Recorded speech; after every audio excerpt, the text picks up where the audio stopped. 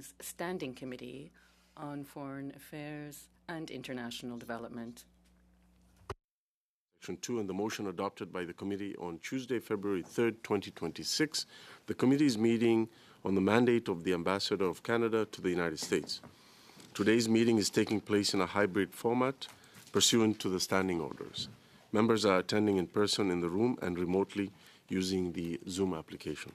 J'aimerais souhaiter la bienvenue. I would now like to welcome our witnesses. Affairs, Trade and Development, Mark Wiseman, Ambassador of Canada to the United States, as well as Glenn Linder, Assistant Deputy Minister, Americas Branch. I now invite Mr. Wiseman, Ambassador Wiseman, to make an opening statement of up to 5 minutes. Merci. Thank you. Le Président, honorable members. Chair, honorable members, thank you for the opportunity to appear before you today. This is my first appearance before this committee since being appointed Canada's ambassador to the United States on the 15th of February, only 67 days ago. I intend to serve Canadians with a clear focus on advancing our national interests during what is a defining period in the bilateral relationship. As for myself, I grew up in Niagara Falls, close to the border, and studied at Queen's University as well as at the University of Toronto, where I did an internship in the École supérieure de commerce de Paris in Paris, and I also studied at Yale. Much of my career has been dedicated to strengthening the retirement security of Canadians, in particular at the Ontario Teachers' Pension Plan, as well as at the Canada Pension Plan Investment Board,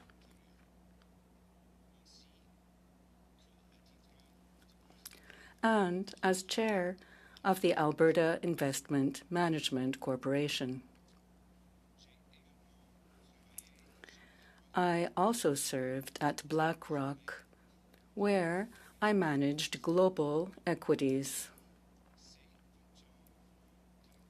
All these roles gave me a deep understanding of North American markets as well as world markets, and helped me develop strong networks across public and private sectors, both here in Canada and in the United States.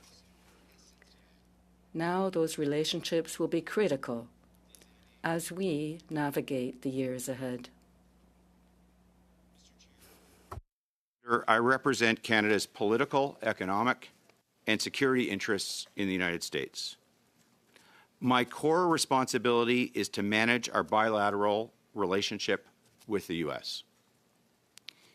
In this role, I am working to help safeguard Canada's economic and security interests and to support the hundreds of thousands of Canadians in the United States on any given day. I will also lead Canada's largest diplomatic network abroad. Our embassy, 12 consulates general, and 3 trade offices are supported by nearly 600 dedicated diplomats and professionals. Our economic ties with the United States are deep and vast. We have the largest economy in the world at our doorstep, with a market of 340 million people that comprises 25% of global GDP. This brings tremendous benefits to Canada. In 2025, about $3.5 billion in goods and services cross the border every day. Nearly $1.3 trillion has crossed the border over the last year, and this represents approximately 2/3 of Canada's global trade. Canada trades more with the United States in a single day than we trade with most countries in a year. Our defense relationship with the United States, by far the largest military power in the world, is seamless, which is essential to Canada's security. NORAD remains the most integrated binational military command in the world. Close to 1,000 Canadian Armed Forces members serve in the United States, many directly supporting continental defense. We also share extensive people-to-people ties, and almost 350,000 people cross our shared 9,000-kilometer border every day through 127 land ports, plus air and waterways. However, as the Prime Minister has said, this relationship is changing. America First policies do not always align with Canada's sovereign interests or with the spirit of continental cooperation that has long defined our partnership. Nowhere has this been felt more acutely than on trade, where U.S. tariffs, especially the Section 232 sectoral tariffs, steel, aluminum, autos, and lumber, are impacting jobs and investment in Canada, creating unpredictability, threatening our integrated supply chains, and raising costs for businesses and families. The Prime Minister has been clear. Canada must build a new economic and security relationship with the United States, one that is principled, pragmatic, and anchored in resilience and sovereignty. That will be central to my work as ambassador. As we prepare for the CUSMA review, I'm working closely with Minister LeBlanc and Chief Negotiator Janet Charette. Our objectives are clear. First, to secure stable and preferential access to the entire North American market. Second, to reinforce Canada's economic sovereignty. And third, to defend Canadian workers and businesses at every turn. North American integration must continue to support shared prosperity, but not at the expense of Canada's autonomy. Canada's achievement of NATO's 2% defense spending, that target this year, has been welcomed in Washington, D.C. We remain on track to reach our 5% target by 2035, with significant investments in the Arctic, an area where Canada and the U.S. must continue to work closely through NORAD, as well as with NATO and our Nordic allies.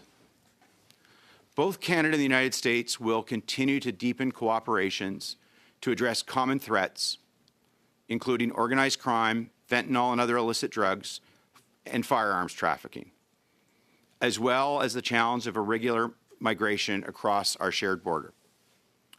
Through Canada's $1.3 billion border plan, Canada has already made significant progress in strengthening its border through investments in personnel, technology, aerial surveillance, and strong coordination with the United States.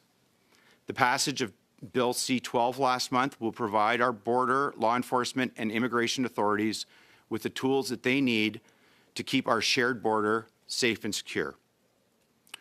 Our deeper cooperation is also delivering results. Irregular border crossings from Canada to the U.S. have declined significantly, and efficiency is improving, including with the opening of a new U.S. pre-clearance facility last month at Billy Bishop Airport in Toronto. In addition, the January 22nd arrest of Ryan Wedding and recognition by the FBI of Canadian law enforcement efforts highlights the positive cooperation in our relationship. The United States is an essential partner on global issues, from the Arctic to Central and Eastern Europe to Latin America and the Caribbean. But Canada will also work with other like-minded partners to advance shared priorities, not as a substitute to the United States, but to strengthen our resilience in an increasingly complex world. Now, since my arrival, the Embassy has supported a broad range of parliamentary delegations to Washington, including the Canada-U.S. Interparliamentary Group, parliamentary secretaries, 4 committee chairs, and bipartisan members from across the country, with more on the calendar in coming weeks. And it's only been 67 days. I've had the opportunity to brief and engage with Canadian delegates from across the political spectrum who've undertaken more than 50 meetings with legislators, administration officials, and U.S. public and private sector interlocutors on a wide range of issues, from the Great Lakes to energy to borders and defense. I understand that Canadian parliamentarians will also travel across the United States this summer to places like Greenville, South Carolina, Salt Lake City, Utah, St. Paul, Minnesota, and Chicago, Illinois.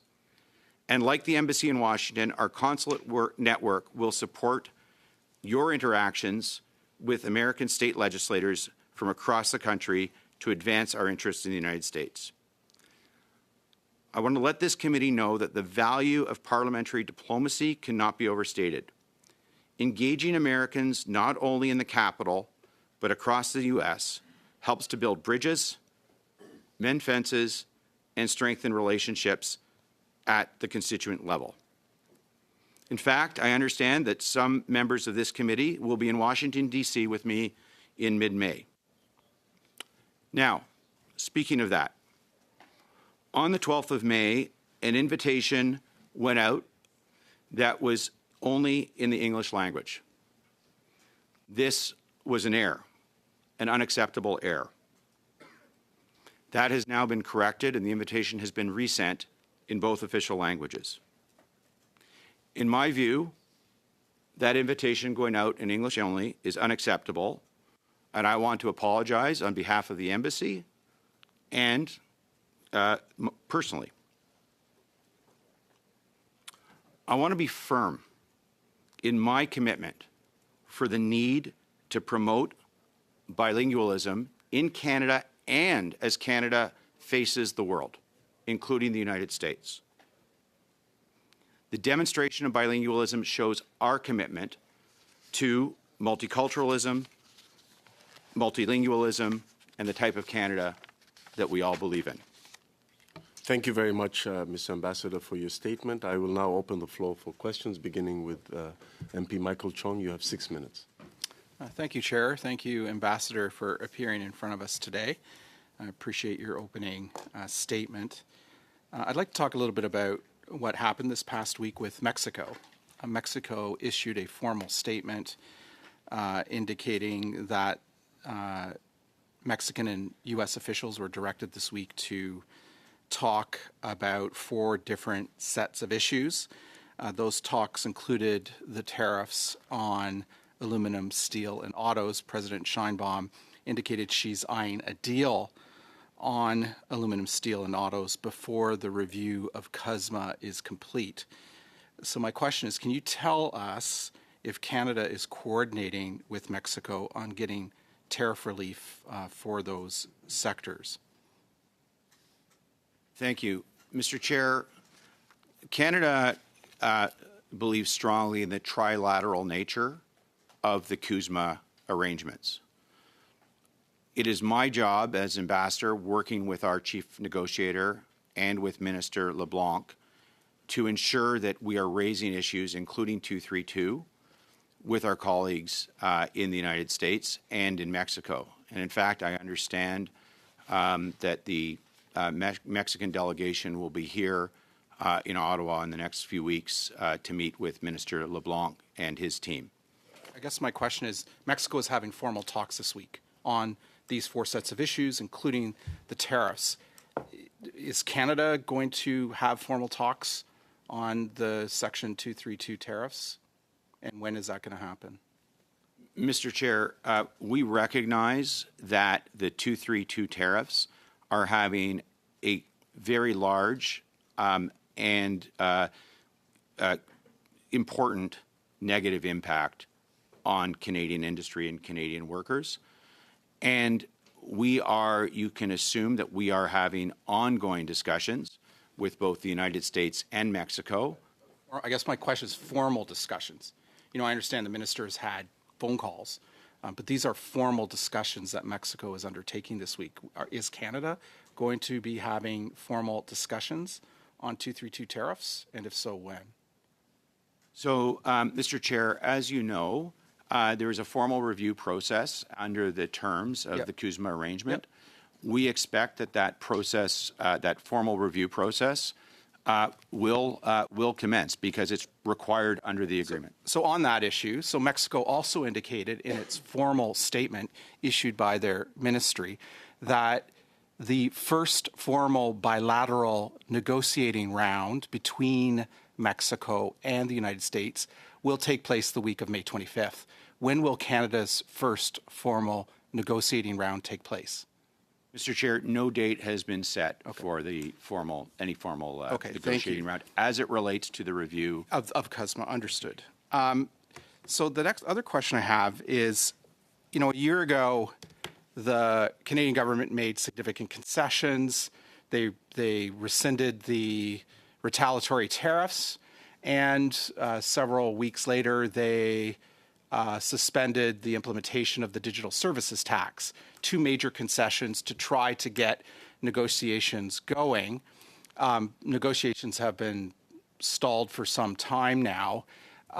And Mexico, unlike Mexico, which seems to be moving along at a fairly steady clip, we're also getting reports that this go slow approach is a deliberate strategy on part of the government. So can you tell us why the government has decided, in contrast to Mexico, that a go slow approach is the right way to tackle not just the issues of the tariffs, like the 232 tariffs, but also the commencement of the formal negotiations of concerning the CUSMA review? Thank you. Mr. Chair, Canada is ready and willing to commence any type of review process with the United States and also with Mexico. We are ready to do that and are prepared to do so. We will advance the interests of Canada through Minister LeBlanc and our chief negotiator, both formally and I can assure you informally at every turn in the best interests of Canadians. That seems to conflict with what officials on the record and off the record are saying. Premier Susan Holt of New Brunswick said that the free trade talks in the United States are, quote, not at a place that I could write home about with a lot of optimism, end quote. That's what she said after a meeting with Minister LeBlanc. And then we have Louise Blais, the former Canadian diplomat, saying that officials in Washington are telling her that the Canadian government is going slow in its approach deliberately on this. And then there was an official, a Quebec source that was reported in CBC Radio-Canada, that said that when the Prime Minister talked to the Quebec Premier, that, quote, Carney told him explicitly that this slow approach was part of Ottawa's strategy. So what is the strategy? Is it to go slow, or is it to do what the Mexicans are doing and expeditiously deal with this? Well, Mr. Chair, I'm not going to discuss the details of the Government of Canada's detailed strategy as it relates to the CUSMA review or the 232 issues here, but I will say that Canada is ready to go in our discussions. We are prepared. We have done our homework, and we are ready to proceed with each of Mexico and the United States forthwith. Thank you very much. Next, we go to MP Stephen Guilbeault. Vous avez 6 minutes. Merci beaucoup, You have Monsieur. 6 minutes. Thank you, Mr. Chair, and thank you, Ambassador, for being with us here today. Thank you as well for your opening statements, recognizing in them the error that was made, having sent an invitation out to MPs solely in English. Thank you for that correction. I'm sure you understand that the Prime Minister himself finds this unacceptable. Can we take for granted that this will never happen again? We certainly hope so.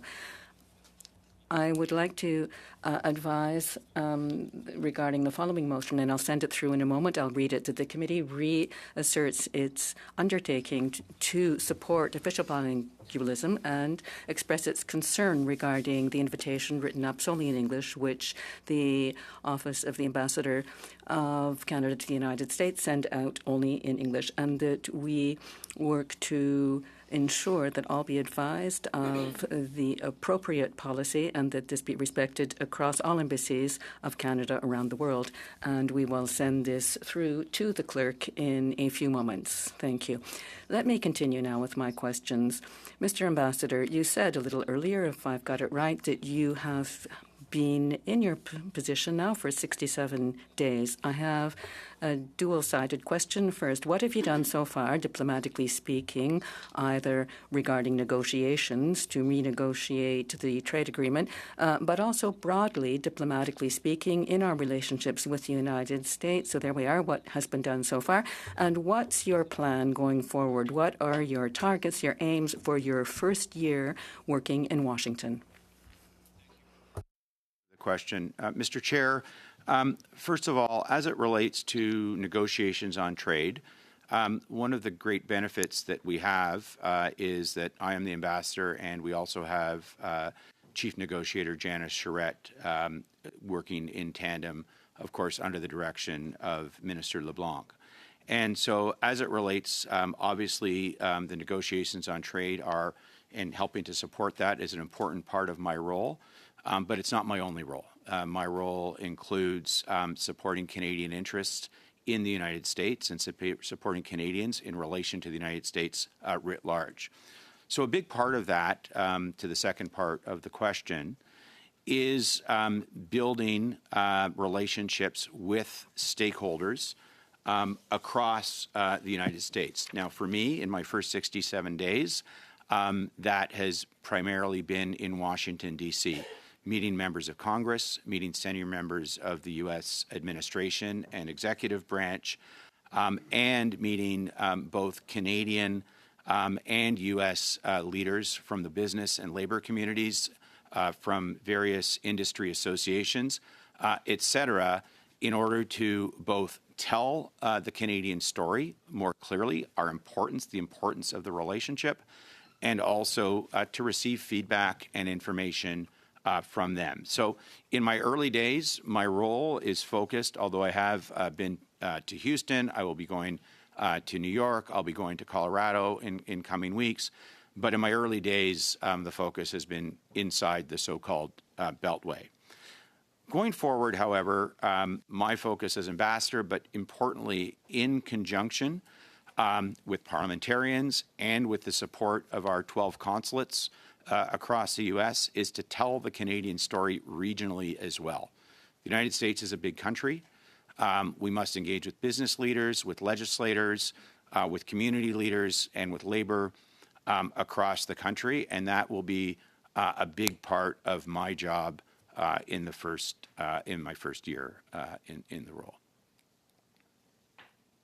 Merci. Il me reste un peu de temps, je pense, Monsieur le Président. Thank you. I believe I have a little time left. Perhaps the last question then. Thank you. So you have mentioned meetings that you have held, principally in the Beltway in Washington. Could you please summarize what you've learned from these first meetings, meeting either with American lawmakers or Congress people and so forth? I will say very clearly that the reception that I have received and the reception as the representative of Canada that I have received has been, without exception, incredibly, incredibly warm. And that started with my presentation of my credentials on the 17th of February to the President of the United States and to Secretary Rubio. Americans understand the importance of the alliance and economic relationship with Canada. Do they wake up and think about us every day the way that we wake up and think about them every day? No, that's not the case. And we have to continually remind them of that, remind them of the importance of the economic relationship, remind them of the importance of the personal ties, remind them of the importance of the defense alignment that we have. But every meeting that I have had has been respectful, open, and receptive. And I have to say, I wasn't necessarily expecting that. So I think at times we have to look below the bluster. The same as here in Canada. Politics, I assume, is politics, and get down to business. And my sense, based on my reasonably large sample in the first couple of months, is that people in the United States are also wanting to get down to business, not just on trade, but on all the aspects of the complex relationship between our two countries. Thank you very much. Next, we go to Monsieur Duceppe. Vous avez 6 minutes. You have 6 minutes. Thank you, Mr. Chair. Thank you, Mr. Ambassador, for being with us today. I, too, would like to underscore that you have said it was unacceptable, the error that occurred. Of course, that's something you had to do, but you have done so. So I thank you for doing so.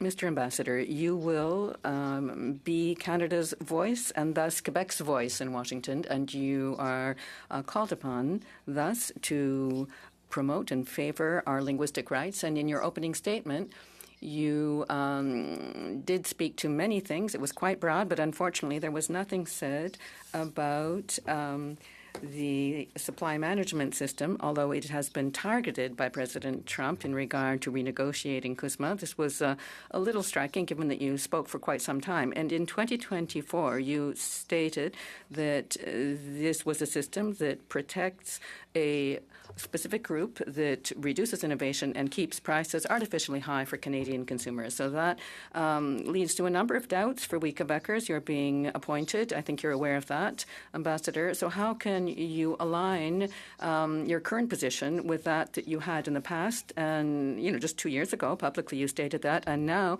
you are called to manage the situation with Washington. Mr. Chair, first of all, on supply management, my instructions are very clear, and my role is very clear. My role is to support and implement the policies of the Government of Canada. And the Prime Minister has been clear, as has Parliament through Bill C-202, that supply management is not on the table. So whatever my views may have been or may be today, is completely irrelevant to the job that I have to carry out, and I will carry out that job faithfully in protecting supply management insofar as I have a role in that, because that is the policy of the Government of Canada, and that is my job. Non, mais, excusez-moi. Donc, ce que vous me dites, c'est que... Yes, but allow me. What you're saying here is that your position on supply management today is the same as it was in 2024, but that's of no account given that it's the government's policies that you will be defending in Washington. That's what I've just heard. We're saying it's certainly not normal that someone who doesn't think the same thing as the government be put in a position to promote and defend something that they don't even believe in. And now you've just told us that you don't believe in the supply management system. You've just said that right now. And you are also telling us that we can trust you to defend it and to promote it, supply management. This is quite concerning for agricultural producers across Quebec, I must say. And in good faith, you can clearly understand why I would doubt your ability to defend supply management if you don't even believe in it. Point of order. Chair. We have Mr. Guilbeault, I think, is a point of order because he's not happy with my question. Thank you, Chair. Look, I listened to the ambassador's testimony as well, the same as heard by Mr. Duceppe, and what he said. We can certainly check the transcript, but that he seems to have said that whatever his personal position was, he was going to defend the Government of Canada's position. He didn't say that he would be, working to promote his own opinion, and I'm not sure exactly what that is at present in any case. I think that the member of the committee is putting words in the ambassador's mouth. I think that it's important in such issues that we really respect exactly what was said. Continue, Mr. Duceppe. So same point of order. I imagine that my time has been stopped. What I understand, Mr. Guilbeault, is that the ambassador stated that he didn't want to say what his position is currently, given that last time he addressed this issue, he was against supply management. I, therefore, take it that he still is. And that's sort of what he let us understand. Diplomatically, of course, he's pretty good as a diplomat. I believe we're into debate, and I think that I can continue. I would like to hear from the witness. Sure. Thank you. going to say the same thing. I think we can all have our own views and opinions about answers, but I think the ambassador has made it very clear that he represents the government's position as well as Parliament, which is being reflected in his answer. So Donc, si je vous comprends, OK, parfait. Donc, je peux continuer? Okay, fine. I can continue. Good. All right. So if I've got that right, Ambassador, what you're telling us is that, okay, Mr. Carney could have appointed in Quebec independence promoter as ambassador to France, but given that this is about the USA, it doesn't really matter who we appoint. That's sort of what you're saying about supply management, and this leads to considerable doubt. Another position that has really raised red flags regarding the mandate upcoming. Let's just focus on that. The upcoming mandate, you have shared on X a publication that was hostile to Quebec, saying that the 100,000 Canadians is an aim that should be respected. Do you know how much this shocked Canadians? You're sharing that publication. Do you know what it referred to, that sentence, when you shared it? Thank you. Mr. Chair, I have been involved in the past, as I'm sure many members of the committee are aware, in an organization called the Century Initiative. I'd encourage anyone who's interested to contact that organization and to read the information. I am no longer affiliated with that organization. I've resigned from all of my outside positions to take on the role of ambassador. Again, my job is to promote the policies of the Government of Canada, and I will continue to do so. And I should also say my role as it relates to the United States and my role as ambassador does not cover Canadian immigration policy. Vous êtes la voix maintenant du Québec à Washington. Vous avez une communication qui était hostile. All right, so you are now the voice of Quebec and Washington, and you published this concept that's hostile to Quebec. Do you think that the people of Quebec are happy to see someone who shared a publication hostile to Quebec becoming their purported representative in Washington? That's the first question. And then my second question regarding the Century Initiative, there's no mention of the Quebec nation regarding the future population aimed for in Canada. Seems like you're making a comment rather than asking a question. We had agreed as members that this was not, the approach of today was to get a sense by the committee of the mandate of the ambassador. En fait, la question était... Sorry? La question, Monsieur le Président, c'est est-ce que... Right, but my question, Chair, is as follows. Does the ambassador understand that there are a number of doubts, of course, among Quebec citizens, seeing that he's now purportedly their voice on Washington? Is he aware of that? Things. I think the ambassador has clarified what. Non, je parle de son mandat, puisque lorsqu'il a été nommé, No, I'm referring to his mandate, because when he was appointed, I mean, Quebecers really pushed back. Many voices were raised, and I think if he's unaware of that, I'd like to know that. So I'd like to know if he's aware of this. That's my question. I'll leave it to you to make any responses or comments regarding Monsieur Ducep's comments and questions. Thank you, Mr. Chair. It is first of all, I do read the newspapers in both languages, and I am the ambassador in the United States for all Canadians, including Quebecers. That is my job. That is my mandate. I shall faithfully carry that out for all Canadians, and that includes Quebecers. I should also say that I have the great benefit of also working with provincial leadership as part of my role, including the 3 provinces that are represented physically in the embassy. So each of Alberta, Manitoba, and Ontario have a physical presence, and a very strong and collaborative office from the province of Quebec, also in Washington, D.C., and we are in regular communication so that I have the information that I need to represent all Canadians, including Quebecers, in Washington, and I will continue to do that faithfully. Next, we go to MP Ziad Abul Taif. You have 5 minutes. Thank you, Chair. Welcome, Ambassador, to committee. A Business Council of Canada surveys of CEOs found trade uncertainty, rising protectionism, and geopolitical flashpoints are making it harder for companies to plan, invest, and grow. 38% cites uncertainty surrounding NAFTA CUSMA as a leading factor affecting investment planning. Also, Statistics Canada showing that business investments sealed back as business navigated uncertainty and trade tensions over the past year. Canadian Chamber of Commerce saying that trade exports firms are shifting into wait-and-see mode. Most firms, especially smaller ones, have not taken meaningful action beyond price adjustment. Investment decisions also may be still delayed until policy clarity improve. Uncertainty, Mr. Ambassador, is hurting the Canadian economy. May you can offer some clarification? Thank you. Mr. Chair, as an investor, I know that uncertainty is terrible. It increases the cost of capital, and as was stated in the question, it leads to people not making important decisions, particularly around capital allocation.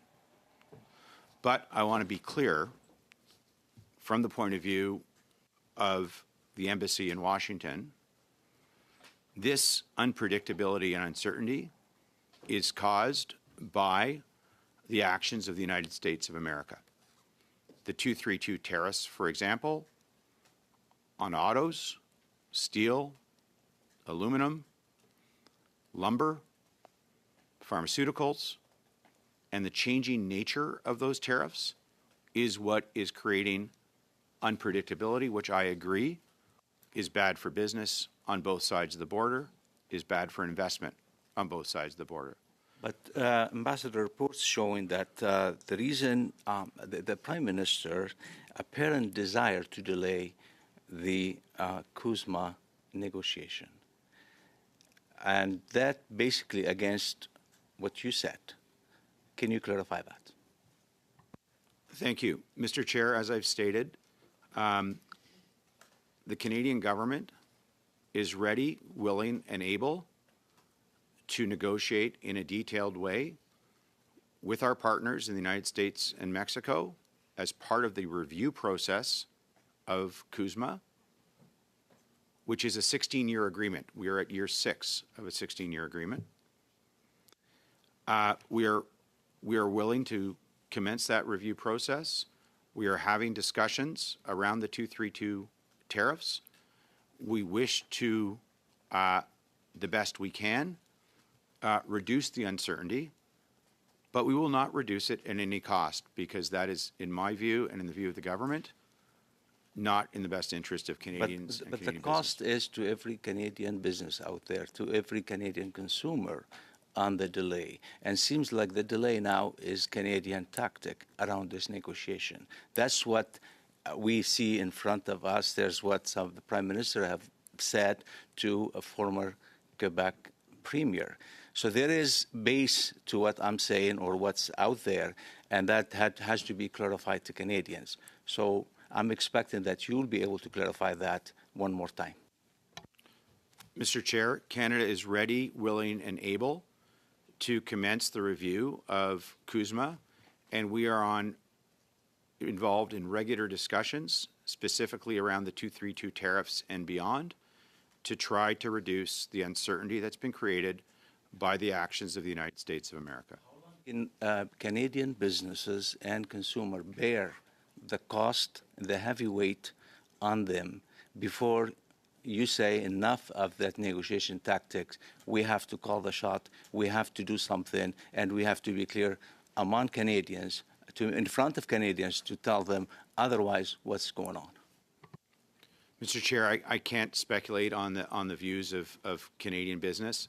I can only reiterate that we are ready, willing, and able to commence the review process, and we are in active dialogue to reduce the 232 tariffs that have been imposed on Canadian industry by the United States of America. My question, how long are you going to continue negotiating? Give me a time. Mr. Chair, I can't answer that question. Well, you're on the negotiation table. You are our representative into the U.S. You represent Canada, and we expect better answer from you. Thank you very much. Next, we go to MP Rob Oliphant. You have 5 minutes. Thank you, Mr. Chair, and Mr. Weissman, thank you for sharing your time with us. This is not a confirmation hearing. This is a chance for us to further our relationship with the United States through your office. I also want to thank you for offering yourself for public service again. I know I don't look like it, but shortly I'll be able to get my Canada pension. And shocking to the viewers at home, I know. But thank you for your work on such things as making sure that our Canadian pension plan is fully funded, and in your time there was successful.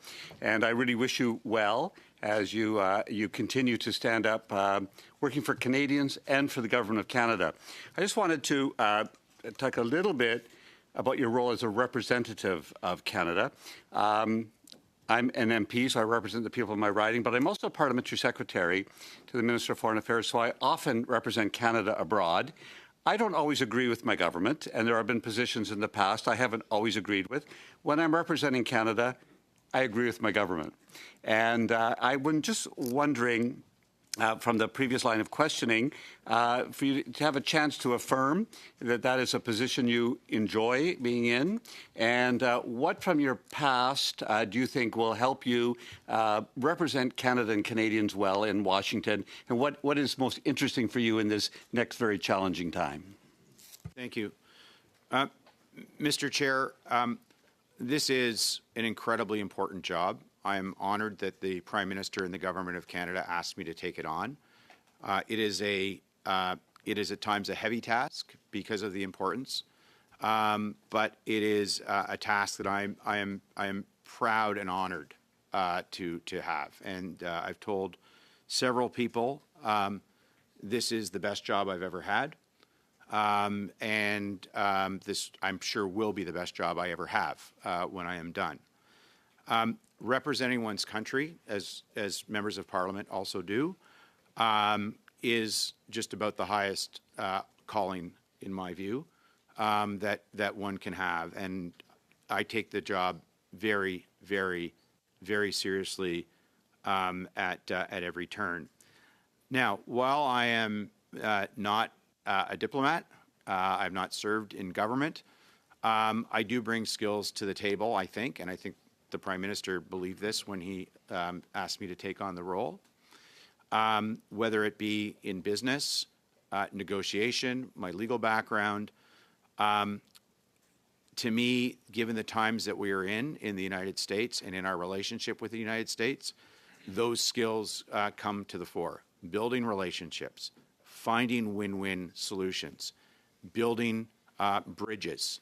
And I will say, that I feel, in my short time in the role, very, very supported by the government, but also on all sides of the political aisle here in Canada, from the business community, from the premiers. So while I have a hard task, I have to say in the early days, in spite of some of the tough questions here, which I think are good to be asked, I do feel that I'm supported by just about everyone in making Canada a success. Can I ask you, you mentioned that there are some provinces that have offices in our mission in Washington, and Quebec has one nearby. Do you plan to engage with the provinces and territories, with the premiers and governments of those jurisdictions, because of the internet-connected nature of the economies that we need to have ready to go? Is that part of your mandate in these next 6 months? So first of all, I have regular communication with all the provinces as required to carry out my duties, not just on trade, but more broadly. That can happen in the hallway with those provinces that are resident in Washington, D.C., but if not, others are a phone call away. I've met with most of the provincial premiers in my first 2 months. And of course, I am there to support the Prime Minister, Minister LeBlanc, our chief negotiator, in their more formal interaction with provincial and territorial leaders. I urge you to keep the territories in mind as well. Having lived in Yukon, it's an important thing. With respect to, you have many bosses. You have the Prime Minister, you have several ministers, Mr. LeBlanc and Anand and Sidhu. What kind of a guidance have you been given from the Prime Minister in this initial phase of your work? Yes. Well, Mr. Chair, thank you. And what I would say is that I'd repeat what I said when I feel very supported, including by the various ministers who have an interest in our relationship with the United States and in my role. There is regular communication, as you would imagine, with many of those ministers and with the Office of the Prime Minister. And that is so that I can do my job as effectively as possible as Canada's representative in the United States, but also so that I can give them information that I am picking up and that the team of almost 600 people is picking up, so that information can be fed in on an almost immediate basis so that the Government of Canada and its leadership can make the best decisions that they can. One piece of advice would be to keep that ADM beside you. His good advice regularly, so you're well supported. Thank you very much. We go next to Monsieur Duceppe. You have 2.5 minutes. Merci, Monsieur le Président. Juste clarifier quelque chose. Thank you, Mr. Chair. Allow me to clarify something.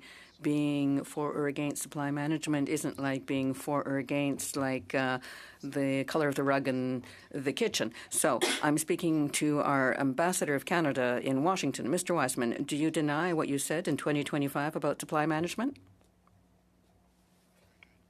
I think I had published remarks at that time. I don't think those are, I don't deny publishing that article, but I don't think that is relevant to my role.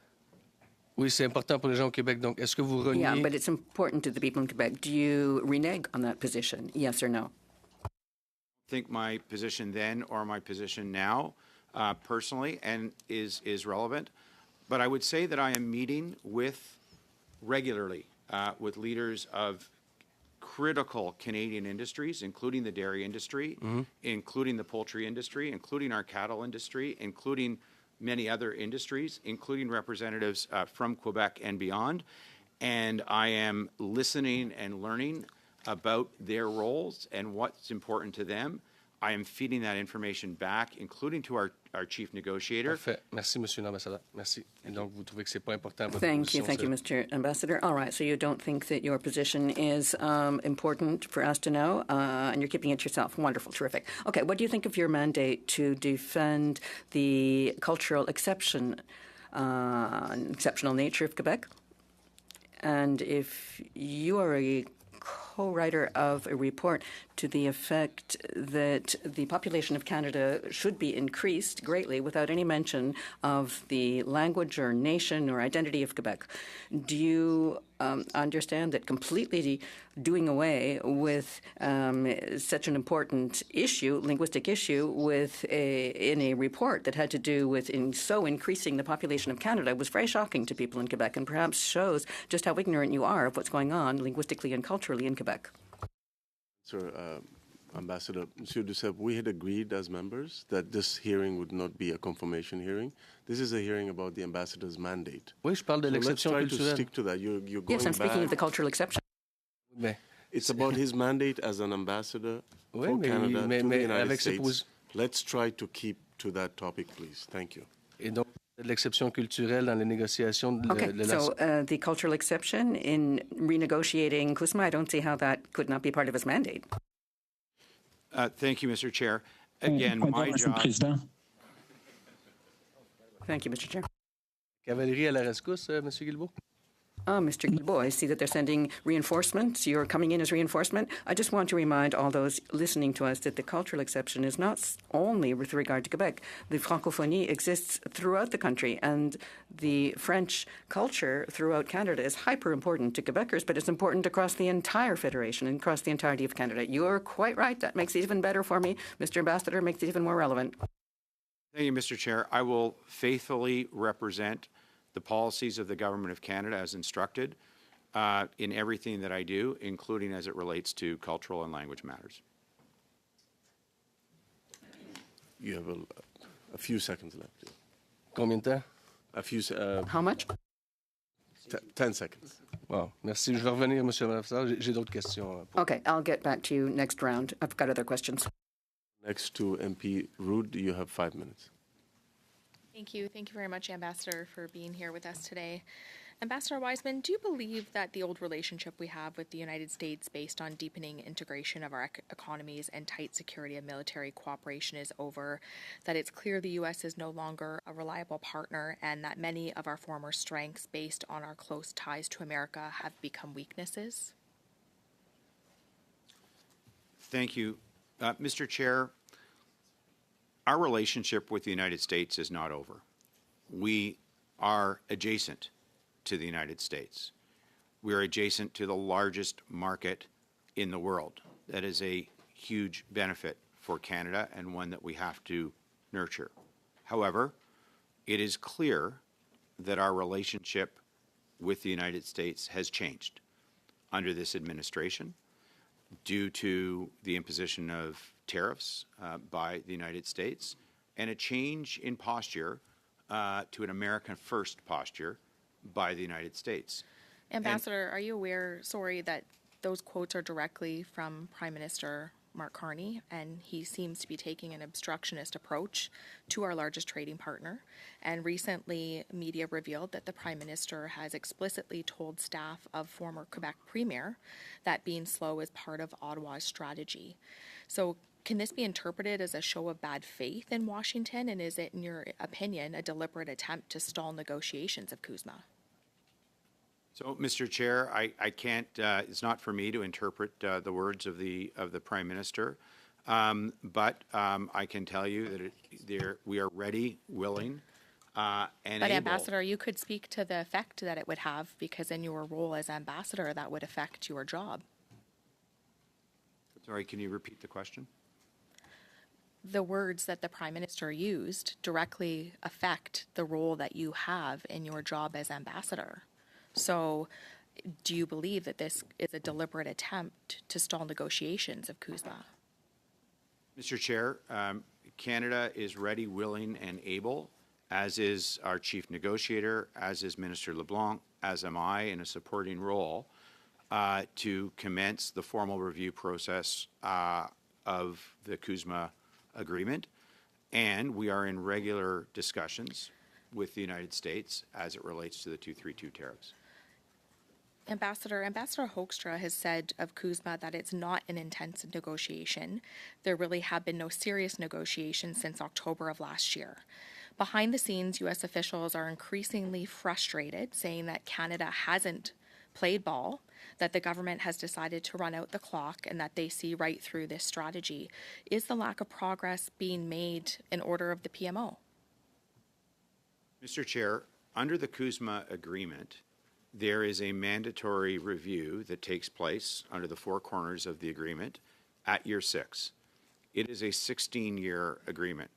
The CUSMA agreement comes to an end in 2036.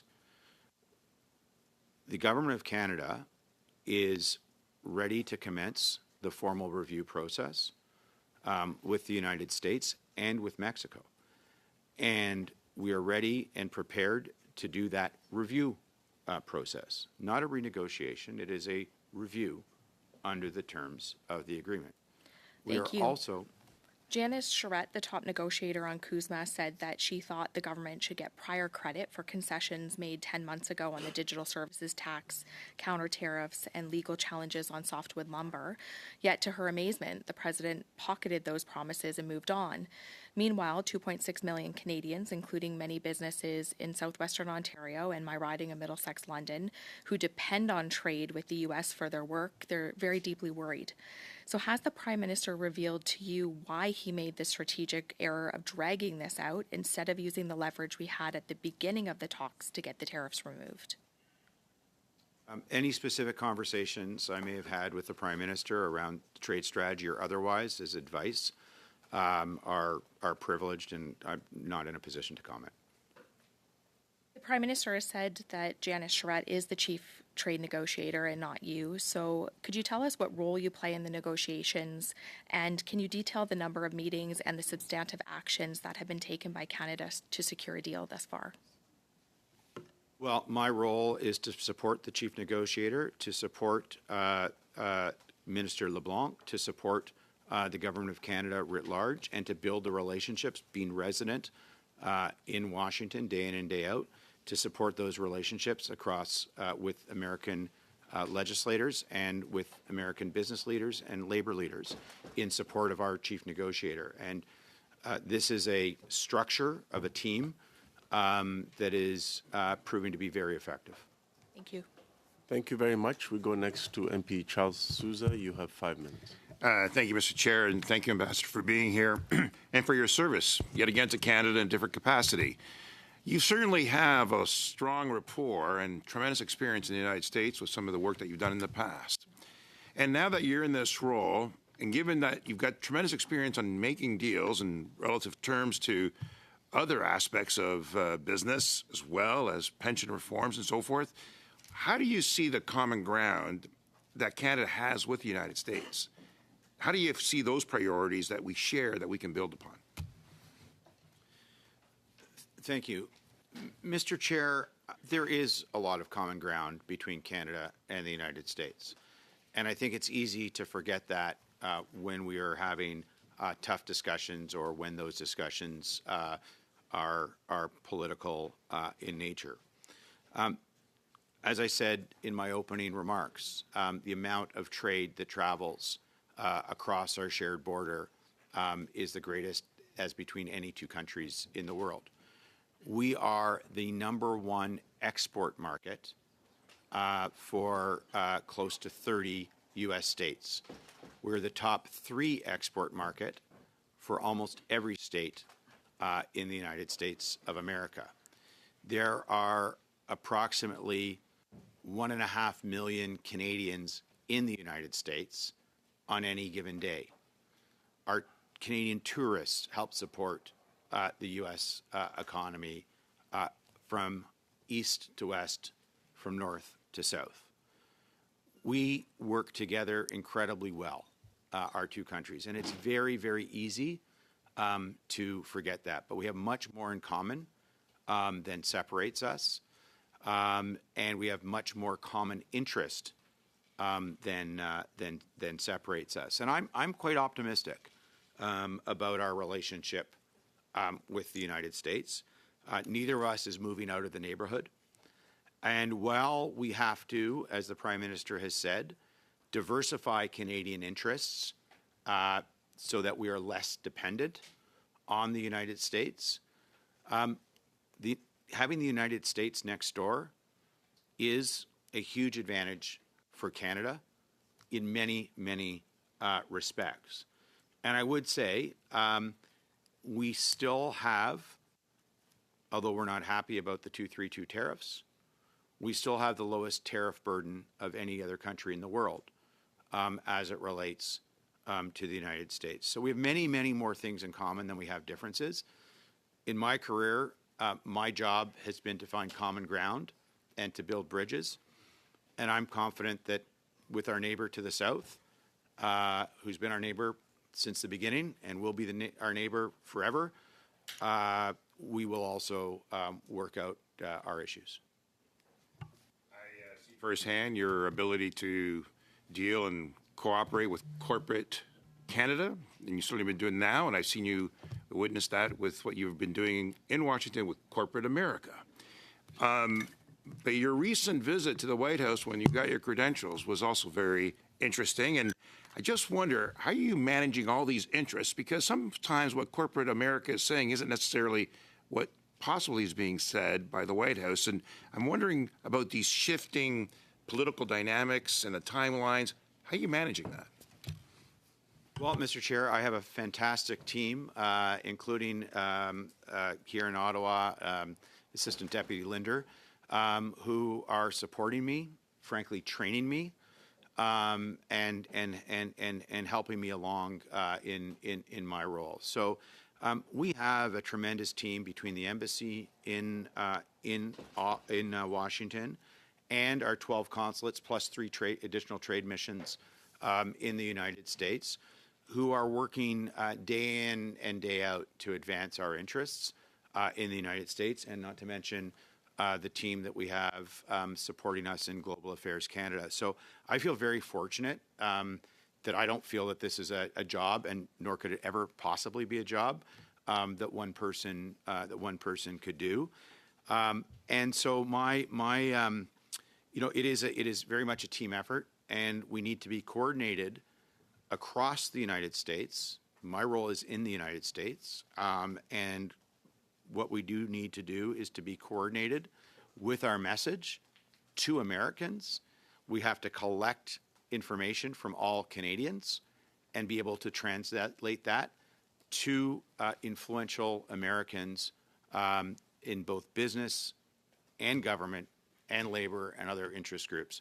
And we are doing that, and we're going to double down those efforts. Thank you. Thank you very much. We go next to MP Adam Chambers. You have 5 minutes. Thank you, Mr. Chair. Welcome, Mr. Wiseman. Congratulations on your appointment. I suspect you might be wishing you booked a dentist appointment at this time, but we appreciate your presence here today. Are you familiar with Robert Lighthizer' book? Mr. Chair, yes, I am. Okay, and so you would be aware that in the book, Mr. Lighthizer uses an anecdote that during the 2019 negotiations that the U.S. and Mexico were hunkered down for weeks making a deal and negotiating while Canada was conspicuously absent. You recall this anecdote from his book? Yes, I do. Based on your observation so far in your role, given that Mexico is having ongoing formal and active discussions, do you believe that we are going down a similar path? Mr. Chair, I was obviously not part of the discussions that Canada had in putting the CUSMA agreement in place in 2019 and 2020, so I can't comment whether we're going down a similar path. I think Canada is, as I said before, is ready, willing, and able to commence the review process. Thank you very much. Are you briefed on the strategy of the government? Like, is that something that comes up in your regular conversations? Mr. Chair, you can assume that my job as ambassador to represent Canada in the U.S.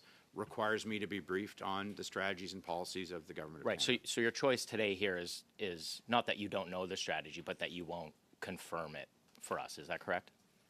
Mr. Chair, I'm not in a position to get into the details of Canada's strategy, as that is ministerial advice. But you can understand how a dispassionate observer would perhaps conclude, based on stories in the media, that there is a go-slow strategy being implemented? Mr. Chairman, as I've said very, very clearly, we are ready, willing, and able to commence the review of CUSMA. Thank you very much. Are you concerned that, there was a recent poll, are you concerned that 55% of Canadians believe that actually getting rid of CUSMA would be of neutral impact or even beneficial to Canada?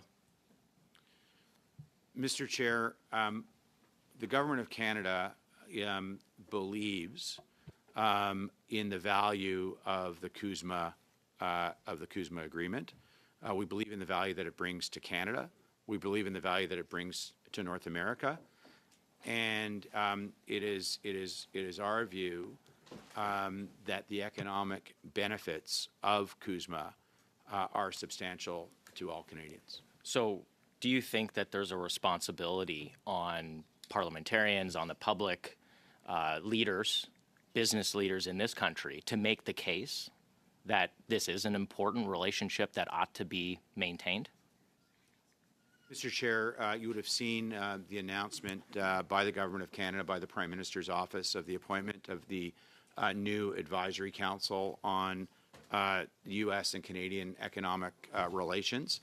I think part of that council's mandate is to get information from Canadians and Canadian business, labor, and other leaders, and also to transmit. So yes, you think it's an important relationship, right? It's an important relationship to maintain.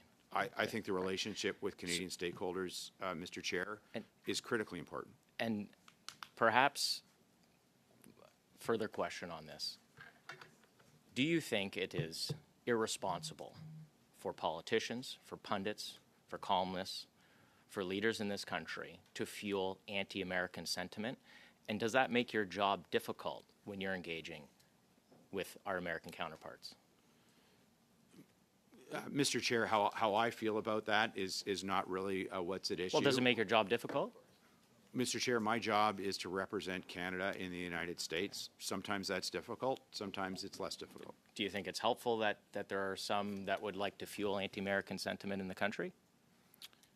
Mr. Chair, my job is to carry out the interests of Canada, and whether things are helpful, unhelpful, good or bad, I have to carry out the same duties. Thank you, Mr. Chair. You still have 25 seconds. So. Well, I'll just ask whether you regret that the work at the Century Initiative was misused by this government to grow the population by 3.5% for multiple years in a row. I don't think that has anything to do with the mandate of the ambassador, which is the point of this hearing. So if we can stick to that, I think that's a pretty reasonable question. I mean, he has to build relationships with his American counterparts, and he was promoting open borders. Policy of the government. Yeah. Absolutely. I think it's a fair question. I just asked if he regretted the work was misused by the government. I think it's a fair question. No, I know. Okay. Thank you, Mr. Wiseman. Thank you. Next, we have Anita Vandervelde. You have 5 minutes. And thank you very much, Mr. Chair. Thank you, Ambassador. I noted in your opening remarks that you mentioned that it was quite welcomed in Washington that Canada has met its 2% NATO target and plans to go beyond that. And I also know that you have a very strong defense team supporting you. And Canada has always had strong relationships, interoperability with the United States in defense and security, not least at NORAD, which you also mentioned.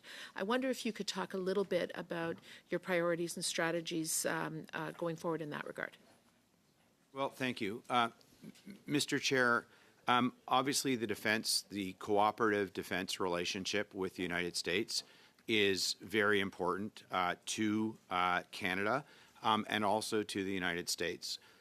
In the embassy, we have nearly 80 members of the Canadian Armed Forces, including a Rear Admiral, who helps not only day in and day out are working with our American colleagues, but are also advising me as it relates to defense policy. I will be going out to Colorado Springs to visit NORAD. And of course, we have all seen the growing importance of Arctic security, both in conjunction with the United States and our other Nordic allies. So, obviously a big part of my role is helping to further those relationships, including in procurement, making sure that Canada is getting the things that it needs to defend itself, and ensuring that Canadian defense suppliers are able to have continued favored access to the United States market.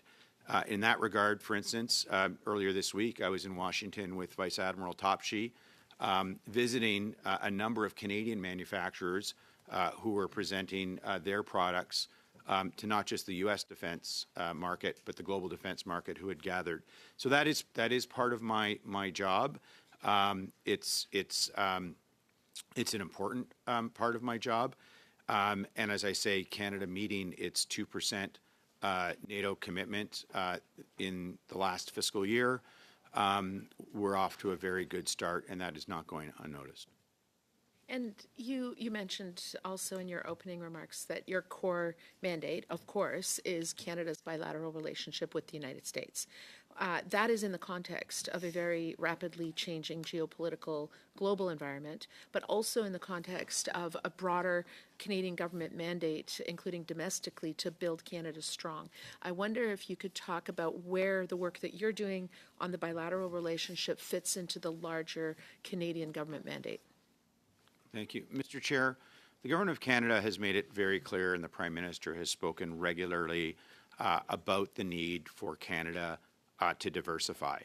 And obviously, diversifying also means changing our reliance necessarily on the United States of America. But diversifying does not mean abandoning our relationship with the United States of America. It is too big an advantage to us. It is too important to us. We are next to the strongest market that has ever been built in human history. Other countries wish they were next door to the United States. And as said earlier, we also benefit from, again, absent the 232 tariffs, very close to free trade with the United States. So diversification means, yes, lowering our dependence on the United States in trade, in defense, in other areas, but it does not mean abandoning those very, very important and valuable, that very, very important and valuable relationship. It actually means growing it to our economic benefit, as we've seen in defense. But it may mean growing our other relationships even faster and therefore becoming diversified. But it's not a trade-off in my view. Any time? No? Yeah, we're out of time. Thank you. We're going next to MP Duceppe. You have 2.5 minutes. Merci, Monsieur le Président. Thank you, Mr. Chair. When you took up your role, you immediately presented yourself, Mr. Weissman, as an international banker and fund manager who would be able to deal with the Americans. Speaking of tariffs and duties, I am from a forestry region, Lac-Saint-Jean, which is deeply affected by the lumber issue. It's the largest employer of forestry in my region. I imagine that you know the amounts now sleeping in the coffers of the lumber countervailing duties. Do you know the amount? I believe the amount is close to $10 billion. Exactement. Et donc, ventilé par province équivaut Correct. Broken down by province, then, that's about $2.5 billion for Quebec. That's 155 direct and indirect jobs.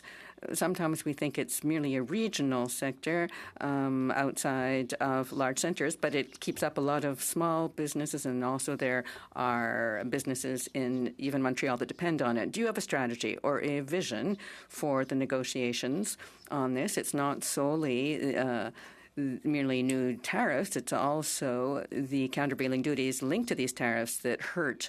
We don't think the government is doing quite enough in negotiation. This is the fourth or fifth tariff war on this issue. What's your view of it? I'm well aware, even in my brief time, of how important the lumber issue is to Canada and Quebec, any number of provinces, including Quebec. It's not just a 232 issue. It's not just a CUSMA issue. This issue, as the member has stated, has been going on for a long time. It comprises countervailing duties, anti-dumping levies, and also now 232 tariffs. And what I can say is this is on the front burner in terms of the need to try to get some resolution of what we see as unfair and unjustified tariffs on Canadian industry. Il y avait une proposition qui était faite par l'industrie et backée par les syndicats. The sector made a proposal backed by the unions, which was a government buyback, Canadian government, which would buy back part of the countervailing duties to allow the sector to benefit from immediate funding. Did you hear anything in Washington about whether that was discussed at all? We heard that some unions on both sides of the border had been discussing it. I'm aware that there's been discussions that have taken place, but I'm not aware of the specifics. Thank you very much. We go next to Monsieur Groyle. You have 5 minutes. Merci, Monsieur le Président. Thank you, Mr. Chair. Hello, dear guests. Mr. Weissman, You are our new ambassador of Canada to the United States as of 67 days only. I think that things aren't getting off on the right footing. In 2024, the Globe and Mail published your statement about being against supply management, and you are a manager of a pension fund that wants to bring millions of immigrants into Canada, nothing to do with French. And recently, you sent out an invitation merely in English, and even the Prime Minister has said that this is upsetting. Are you the right person to be playing this role for us? Mr. Chair, I believe that the Prime Minister has confidence in my position. He has appointed me and has continued to support me. Question simple. Est-ce que vous êtes contre? A simple question now. Are you in favor of or not in favor of supply management? Yes or no? Views on supply management, positive or negative, are not relevant to carrying out my role in representing the Government of Canada's positions. Vous dites que votre position sur la gestion de l'offre. Okay, you say that your position on supply management has no effect on your playing your role? Mr. Chair, my job, and it's been very clear, is to support the chief negotiator and also to support the Government of Canada's position, including Bill C-202. Dans le passé, vous êtes opposé ouvertement à la gestion In de the l'offre. past, you openly spoke up against supply management, just as President Trump has done. Do you feel that you would be a weakness in the current negotiations, given that you are in agreement with President Trump's opinion? Mr. Chair, I don't think I've ever been in agreement with President Trump's position on this subject and many others. Pourtant, en 2024, vous avez déclaré que vous étiez contre And still, la in gestion. 2024, you stated that you were against supply management, which is the same position as President Trump's. I just want to address my colleague. I think he's answered the question numerous times, and he's indicated that his job is to. Avec tout respect, Monsieur le Président, il ne répond pas à ma question. En tout respect. No, of course. With due respect, he's not answering my question. It's not a confirmation hearing. We had a discussion before in the committee. This is about the mandate of the ambassador, so let's try to stay as close to that as possible. Dans votre mandat, on est 343. In your mandate, 323 mandate MPs in Canada who are in support of supply management. And in the past, you have not been in support of supply management. We are negotiating with the United States. And even yesterday, the U.S. government was saying that they hope to penetrate our market. Will you defend it? My job is to defend, to the best of my abilities, day in and day out, the policies of the Government of Canada, and I will continue to do so. OK. Je vais reposer ma question, Monsieur le Président. All right, I'll put my question differently, Mr. Chair. The positions of all MPs is in favor of supply management and defending it. So is that the government's position? And do you have a mandate to defend that position? Mr. Chair, yes. Merci beaucoup de votre réponse. Thank you so much for that clear answer. I am from La Beauce, which is along the border. We do a lot of business with Americans. And we have a number of exchanges with them in steel, lumber, as you surely know. As of a number of months, we are dealing with extraordinary tariffs that do us a lot of harm. We have the impression that you're not voluntarily moving ahead quickly to solve this. Is this just a false impression? Because when you talk to people in La Beauce, companies, and you say it's 5 months and you still haven't negotiated, what's that about? Mr. Chair, the Government of Canada and as a representative in Washington understands the tremendous strain and hardship that the 232 tariffs are putting on a number of Canadian industries and a number, therefore, of Canadian communities. We believe that these tariffs are unjustified. We believe that they are outside the bounds of the agreements that we have in place with the United States of America. And we are working very hard and aggressively to try and reverse the impact of those 232 tariffs. Merci, Mr. Wiseman. Merci. Thank you, Mr. Wiseman. You still have 36 seconds. So Donc, non, ça va aller. Merci beaucoup. No, that's fine. Thanks. So you said you were going to work hard. What are your strategies in the upcoming days and weeks to move ahead on negotiations with the Americans? One of our strategies is to meet and influence as many important people in the United States as possible. That includes members of Congress. We've seen dozens of them even in the first few weeks that I've been on the job. It means members of industry. It means labor leaders in the United States.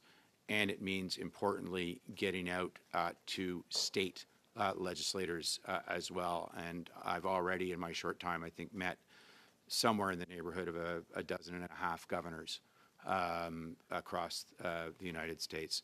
We have to keep putting the pressure on day in and day out. And as I've said earlier, it's important to understand we think of the United States every morning when we wake up. They don't necessarily think of us.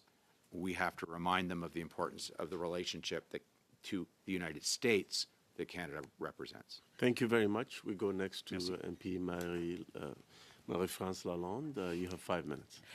Merci beaucoup, Monsieur le Président. Thank you so much, Mr. Chair. Mr. Wiseman, congratulations on being appointed to this role. I know that I and my colleagues have been saying that you've been there for a few weeks, and your experience, I know ahead of time that you will make good use of your experience, your prior experience. Let me get you back to something. The Prime Minister recently announced creating a new advisory committee on Canada-U.S. economic relations. A number of sectors will be sharing expertise on the Canadian side. I'd like to hear you on cooperation that you now benefit from or that you will be having with this advisory committee on Canada-U.S. economic relations, please. Chair, the new advisory committee, which was announced on Tuesday, I believe, and will be chaired by Minister LeBlanc. It will help to provide advice and guidance to our chief negotiator, and by extension, it will also provide help and guidance to me. We are in a difficult situation with the United States. We should not deny the difficulty of the situation we're in. As a result of the unjustified 232 tariffs, Canadian businesses are facing hardship. Canadian communities are facing hardship. Canadian workers are facing hardship.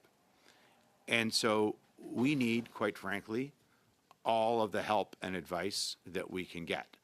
And I believe that the Prime Minister's announcement of the Advisory Committee on Canada-U.S. economic relations broadly will help to support us with the information and advice that we need from a wide array of viewpoints, a wide array of industries, a wide array of regions across Canada to help us make better decisions.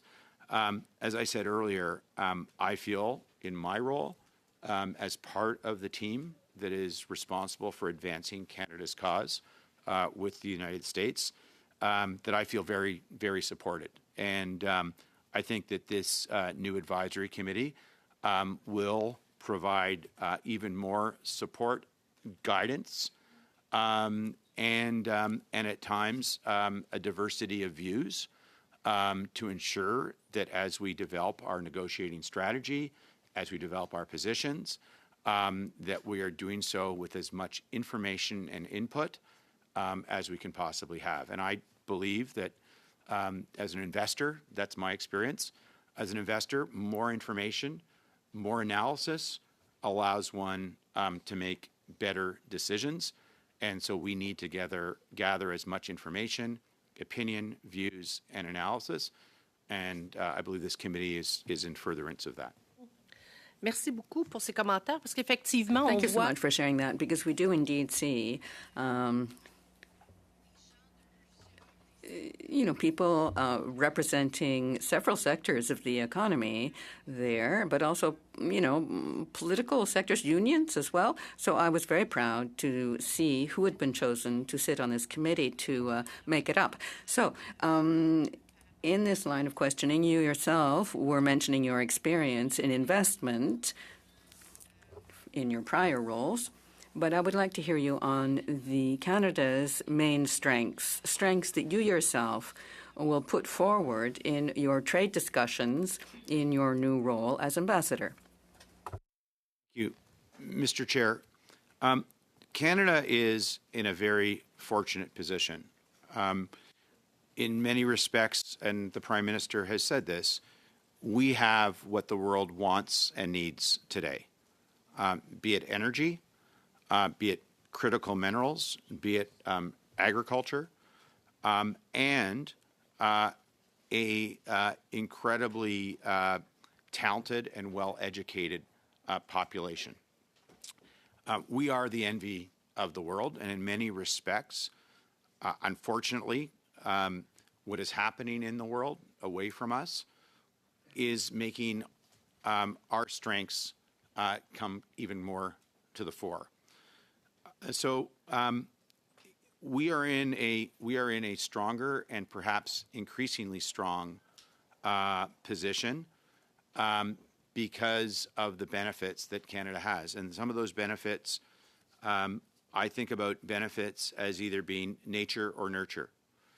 We have the nature in terms of our natural resources and the geography that we benefit from, and we have the nurture by having a human capital and also policies that allow us to appropriately exploit those resources for our benefit.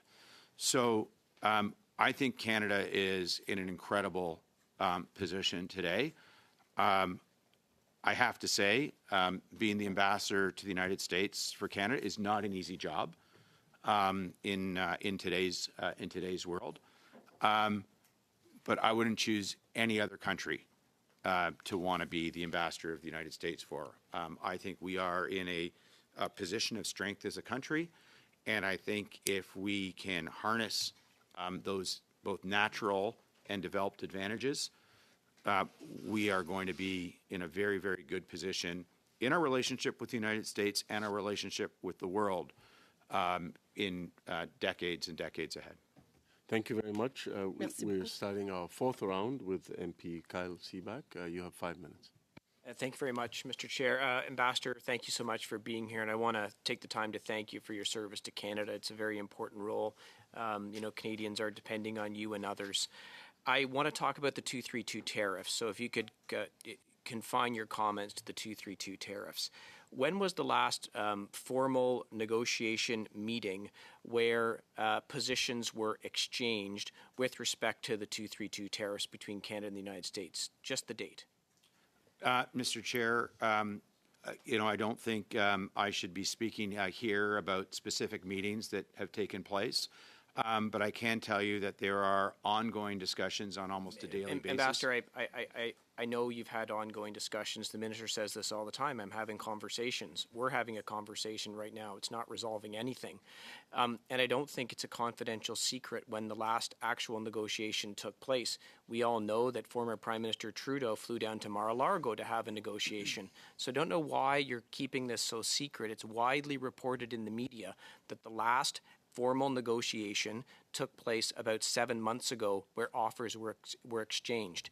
Is that accurate or inaccurate? And if it's inaccurate, when was there actually another formal meeting?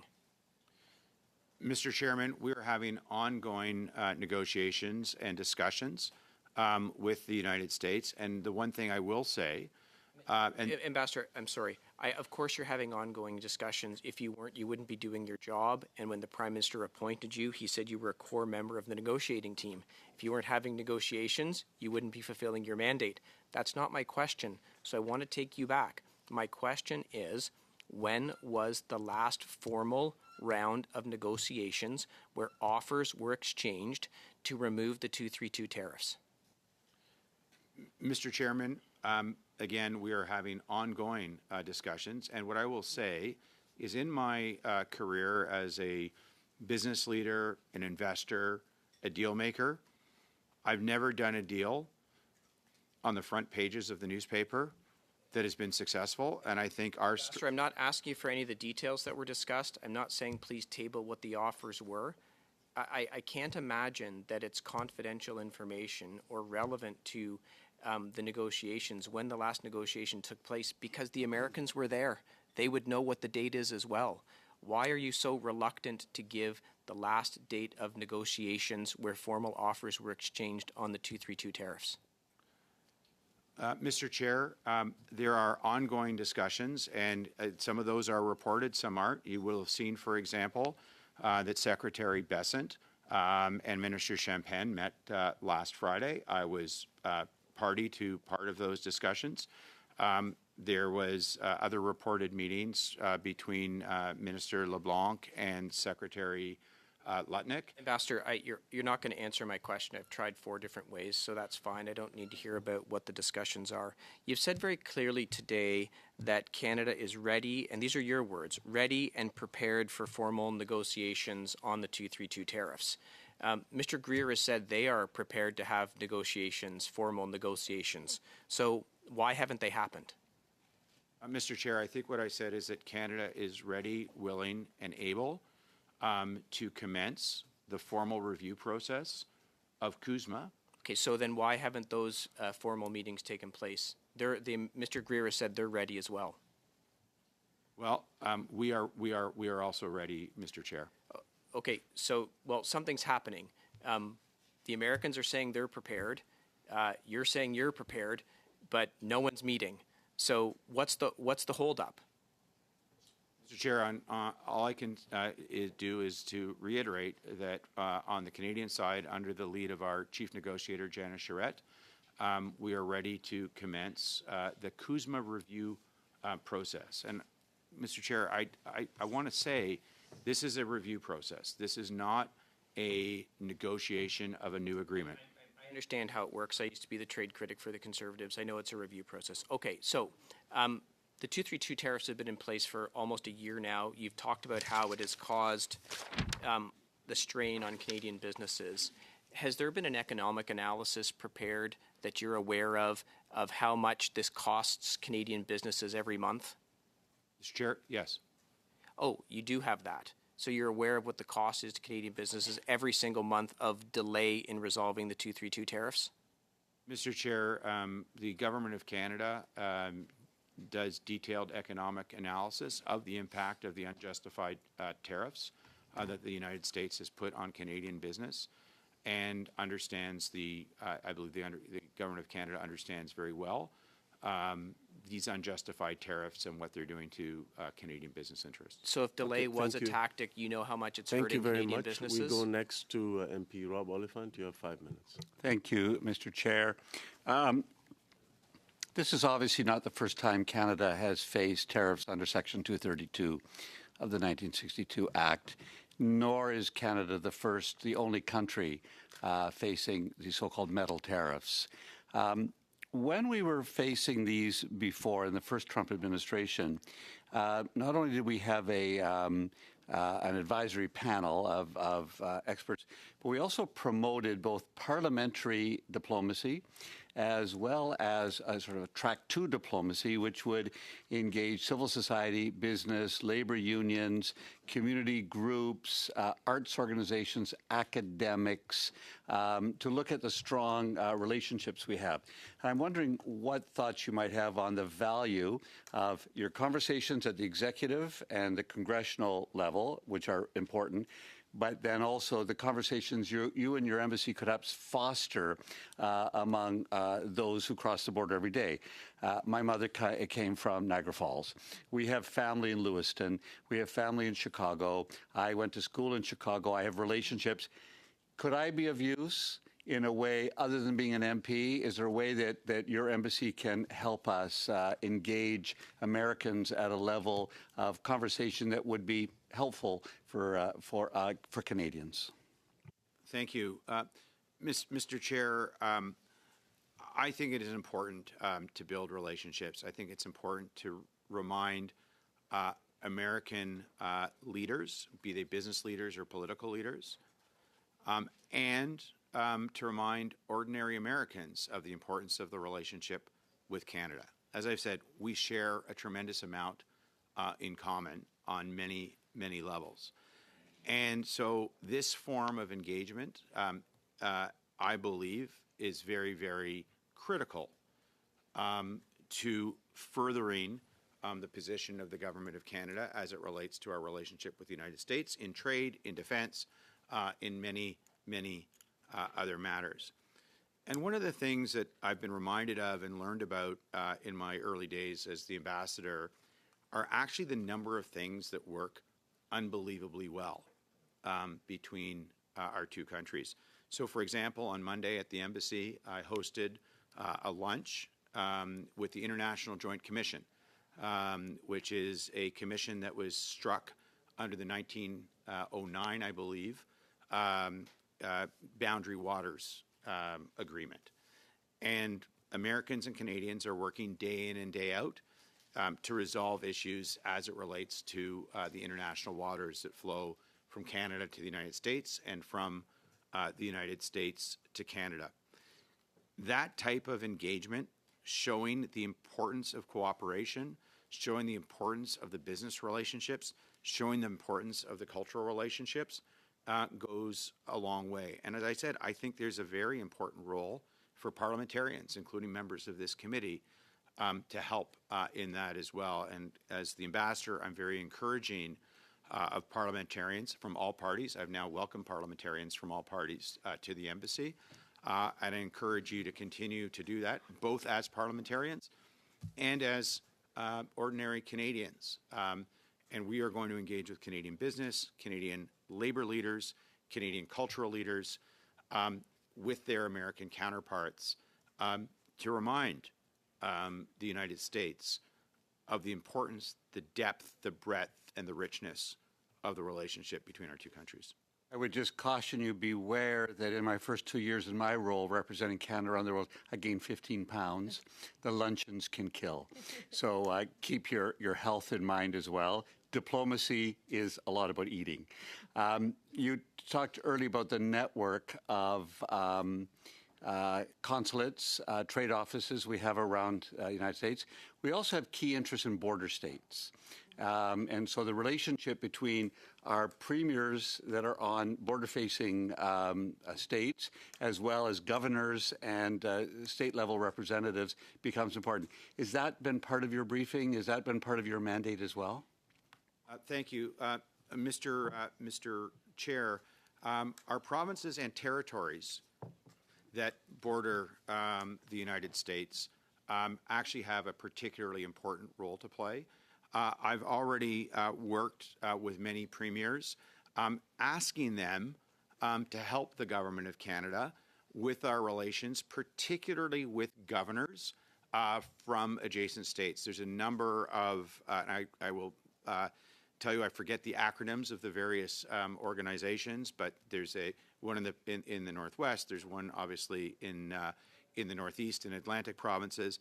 And I think those relationships between our premiers and their counterparts in the governor's offices, particularly on border states, is incredibly, incredibly important. Those border states feel the presence and the economic connection to Canada in many respects more than anywhere else. And so whether it's North Dakota or Maine or Alaska or Washington State or one of the other 9 states that border Canada, I believe that there is a special place for our provinces and territories to help us in delivering the message, and I've already reached out to them. And senators go to those governors' meetings as well. It's really quite important.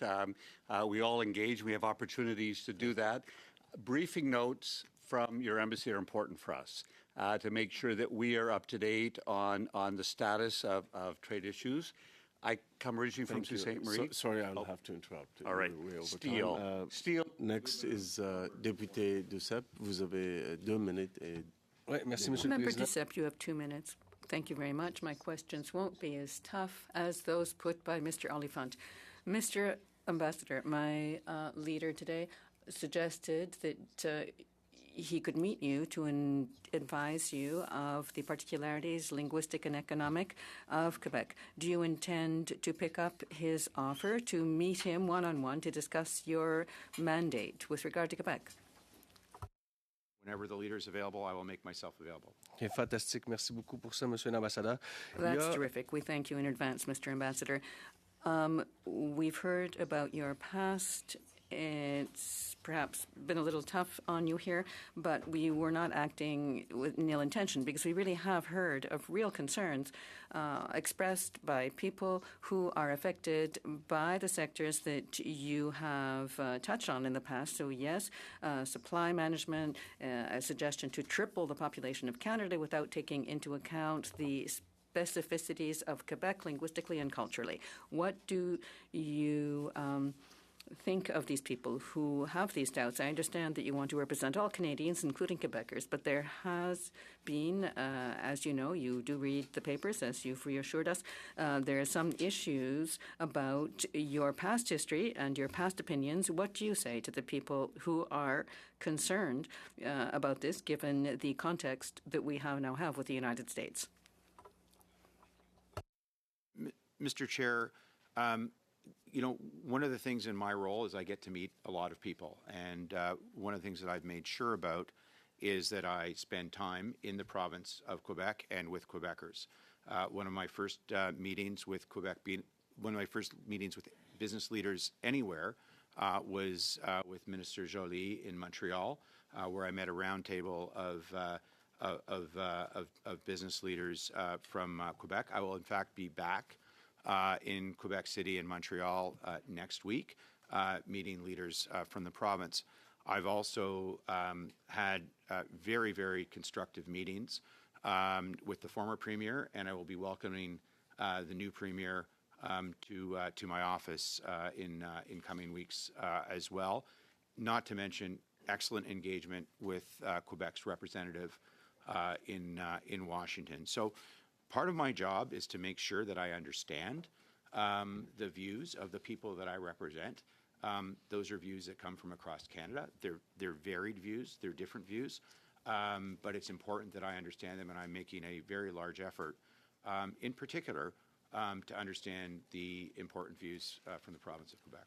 Thank you very much. We now go next to MP Michael Chong. You have 5 minutes. Thank you, Chair. So we have no date as to when formal discussions are going to begin between Canada and the United States on the Section 232 tariffs. We have no confirmation of what the government's strategy is with respect to the 232 tariffs. And that's creating, in my view, and in the view of many, a great deal of uncertainty. And so I want to raise the alarm bells on behalf of Ontario's auto industry. Our auto industry relies on the U.S. market to survive, to exist. 85% of all vehicles produced in Ontario are exported to the United States. And as you know, you said you were privy to economic data. Canadian auto manufacturers say the industry is has absorbed $5 billion in tariffs since 2025. And according to Stats Can, motor vehicles and parts dropped 21% in January. Exports of motor vehicle parts and motor vehicles and parts dropped 21% in January, and passenger car and light truck exports fell more than 32%. I just want to quote two industry representatives, Brian Kingston of the Canadian Vehicle Manufacturers Association, who said, quote, "You cannot have a commercially viable automotive plant facing tariffs of that size." And Toyota has said, and they're the largest, as you know, auto assembler in Ontario, they have said that the tariffs have made manufacturing in Ontario, quote, unsustainable. And recently, Honda and Toyota have formed a new Canadian industry association. And my interpretation of that is that they are extremely worried about where this is all going. The auto sector in Ontario employs 100,000 people, and they want to know when relief is in sight. And the lack of answers on this is frankly quite concerning. The government keeps saying that we have the lowest tariff rate of any country in the world. Well, that's of no consolation to the automobile manufacturers in Ontario that have paid $5 billion in tariffs and who've said that this is unsustainable and that you can't have manufacturing plants in Ontario with this level of tariff. And yet the government won't tell us when the tariffs on Section 232 tariffs on automobiles are going to be resolved, unlike Mexico, which is actively negotiating on these issues this week. And the government, our government here, and by the way, this is not a investment bank here, it's a democracy, and this is the heart of the democracy, and Canadians have a right to know what's going on. We don't know what's going on. So do you understand how this lack of transparency, these lack of answers at this committee, which is a formal public forum, is driving a great deal of even more uncertainty in Ontario's automotive sector about what the future of the industry is in Ontario? Do you acknowledge that? Mr. Chair, as I said earlier, uncertainty is a very bad thing for the economy. It's bad for business. It's bad for investment. The uncertainty in this case has been caused by the unjustified 232 tariffs that the United States has put Agreed. on. Ambassador, with respect, I agree with you on that. But there's even more uncertainty layered on top of those unjustified 232 tariffs because of the government's unwillingness to tell us what is going on. We get more information from the government of Mexico about what they are doing through statements that they are issuing, and we get a dearth of information about what is coming from the Canadian government. We read news sources about anonymous, high-ranking Canadian sources, about unnamed anonymous Quebec sources telling us what is going on. This is the forum for us to hear officially from the Government of Canada what exactly is going on. We have been having these debates now for some time in Parliament, and we don't get any information. And there are, like I said, there are families who go to bed every night in southwestern Ontario, where I'm from, who are scared to death about where their future paychecks are coming from. Manufacturing in my part of Ontario is plummeting. It's shrinking. People are worried. Information is important. And so don't you agree, and will you take back to your government the need for more information to come from the government about what the approach is when we are going to have negotiations on Section 232 tariffs? Because the industry is running out of time. You can't keep paying $5 billion in tariffs and keep these plants open. At some point, something is going to break. Thank you very much. We go next to MP Samir Zubairi. You have 5 minutes. Merci, Monsieur le Président, et merci, Mr. Weissman. Thank you, Mr. Chair, and thank you, Mr. Wiseman, for having joined us here today. On your new posting and the important work that you're doing on behalf of the Government of Canada. We appreciate you being here for the full 2 hours. I wanted to just continue the conversation that we were having. Actually, my colleague, Mr. Oliphant, was asking about, and you actually elaborated in his answers on the interactions that you were having with governors in the United States.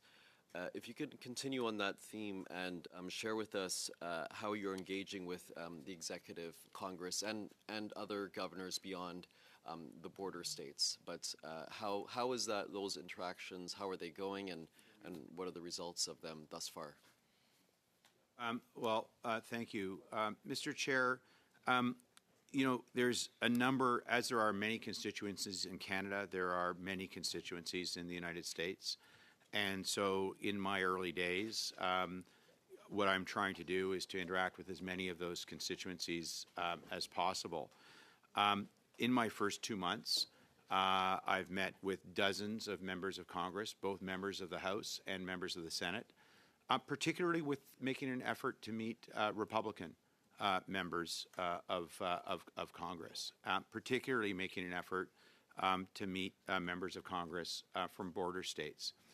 In addition to that, in terms of the engagement with the United States, I've met with a number of members of the executive branch, the administration of the United States, because they are the ones that obviously are putting the policies in place, and including the unjustified 232 tariffs. So trying to understand their position, explaining Canada's position, and importantly, explaining the importance of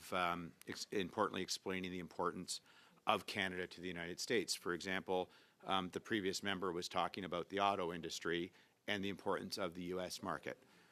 Well, it's also important to remind both American industry and American political leadership that Canada is the single biggest buyer of U.S. manufactured automobiles and light trucks outside of the United States of America. We are both a producer and a market for many American regions and for many American industries. In terms of specifically the governors, I did attend the National Governors Association meetings. That was in my first or second week on the job in Washington. I'm in regular dialogue with certain state governors on the border, and I will be traveling to various regions of the country to meet people on their own turf, which I think is also very important. Finally, I want to reiterate the incredibly good work that our consulates do across the United States. The way that we're set up is that each of our consulates has not just their own state where they're located, but a number of states that they represent, so that we have a direct representation and plan for each of the 50 states across the United States of America. And that sort of coverage model is particularly important. And our consuls general and their teams are integrated and will be even more integrated into our plan going forward. So that's what I've done in the short time I've been there, but I will be doing along with my team, and I'm incredibly well supported and very well briefed for all those meetings, and we will be doing more of them. There can't be white space in our calendars. That was a very full answer. I have about 30 seconds, so I'll leave it to you to share what you'd like with us in the remainder of this time. Well, I'm just going to go back to what I stated, sort of to one of the early questions, Mr. Chair, which is that I'm incredibly honored to have this position. I am humbled by the trust and confidence that the Prime Minister has placed in me.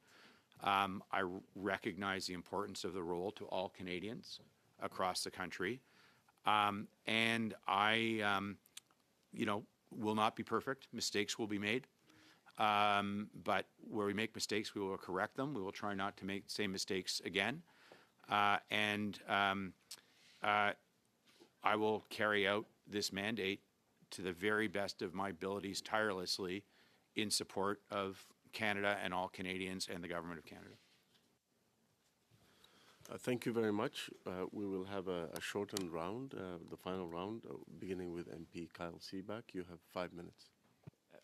Thank you, Mr. Chair. And again, Ambassador, thank you for being here. I share my my colleagues' deep dissatisfaction with your sort of unwillingness to answer very direct questions on things that do not seem to be confidential in nature. When the last formal negotiations took place on 232 tariffs, the American ambassador has been clear on this, that it hasn't happened for at least 7 months. Your unwillingness to confirm that to committee I find deeply troubling, because we're here to represent Canadians. I have a lot of auto workers in my riding who have lost their job at the Brampton Assembly Plant, others that work at Honda who are deeply concerned that they may lose their job, and I think your lack of forthrightness on this is deeply troubling. You did, however, say that you're in possession of an economic analysis of the economic damage that is being done to the industries suffering from the 232 tariffs. And I would ask that you provide that economic analysis to the committee so that we also can understand what the economic damage is happening to those affected industries. Will you provide those documents to the committee? Mr. Chair, I believe some of those documents are constitute privilege and advice to ministers. But the ones that aren't, can you provide those to the committee? I will get back to you on that. Okay. Mr. Chair, I'll get back to the committee on that. I'm not experienced enough to know exactly which of those documents fall into. Okay, but I would like to have your agreement that if there are economic analysis documents that are not privileged, you will produce them. Mr. Chair, I'll get back to the committee on our ability to produce those documents. I really, sir, don't think that's an answer. I don't want privileged documents. If there are economic documents that are not privileged, will you produce them for the committee? Mr. Chair, I will get back to the committee on my ability to produce those documents. I just don't have the awareness.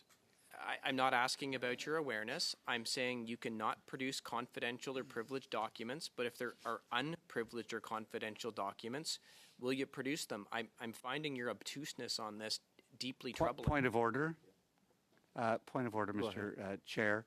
The witness has answered, and the question has been asked 5 times now, and the answer has been received, and it is inappropriate to continue to badger a witness who is a public servant. Well, my understanding is that the witness has committed to learn about the process of responding to committee requests for documents and abiding by our process. So he's undertaking to do that. Okay. Ambassador, given that there is an economic analysis that has been done on the cost of these 232 tariffs, therefore the government knows what the cost of delay is. So if it turns out that there has been a strategy to slow roll negotiations or delay negotiations, it's being done with the full knowledge of the economic impact it's causing Canadians. Would you agree with that statement?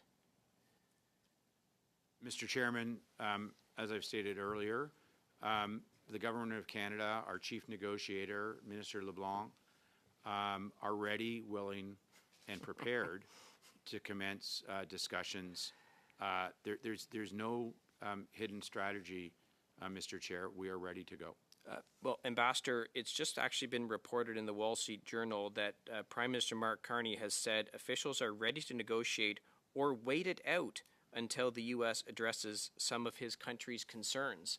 So if this part of the strategy is waiting it out, as the Prime Minister has said, reported in the Wall Street Journal, the waiting out strategy is being done with the knowledge of the economic harm it's causing. Mr. Chair, I can just reiterate that we are ready, willing, and prepared with our Chief Negotiator and Minister LeBlanc to commence the formal review process of CUSMA whenever possible. Okay, so then I'll ask again, why hasn't that meeting taken place then? Because the Americans have said they're ready, willing, and able as well. Mr. Chair, it takes 2 sides to have a meeting. Right, but if both sides are saying they're ready and willing to negotiate and they're not meeting, obviously something else is going on. I might not be the smartest man, but I can certainly figure out that. So what's going on? Mr. Chair, I believe I've answered the question to the best of my ability. Is it because, as reported in the Wall Street Journal, that the Prime Minister is waiting for the U.S. to address some of his concerns? That's why there's no meetings taking place? Mr. Chair, I can't speculate as to why meetings are or not taking place. But you're the ambassador, and you say you're ready and willing to have meetings, and somehow you don't know why there are no meetings. I think that's deeply troubling. You should know why there's no meetings taking place. Thank you very much. We go next to MP Van den Bell. Do you have 5 minutes? Thank you very much, Mr. Chair, and thank you, Ambassador Wiseman, for being here. And I noted that earlier you talked about how well supported you feel. I think all Canadians feel that we all, parliamentarians included, we need to have your back because it is extremely important that we are all pushing in the same direction on these important files. So thank you so much for answering our questions. I just switching a little bit. You mentioned in your opening remarks that you have, of course, 600 diplomatic and professional staff, and nobody today has asked you about the consular work that is done by those professionals and diplomats. If you perhaps could comment a little bit about some of the work that we're doing on the consular side. Thank you. Mr. Chair, the relationship, I know we and all Canadians are very focused on the tariff situation, particularly the 232s. I know that we are all very interested in the CUSMA review that will take place. But I think it's also important to remember the breadth and depth of both the relationship with the United States and also the scope of work, as the question indicates, that takes place in the embassy and consulates.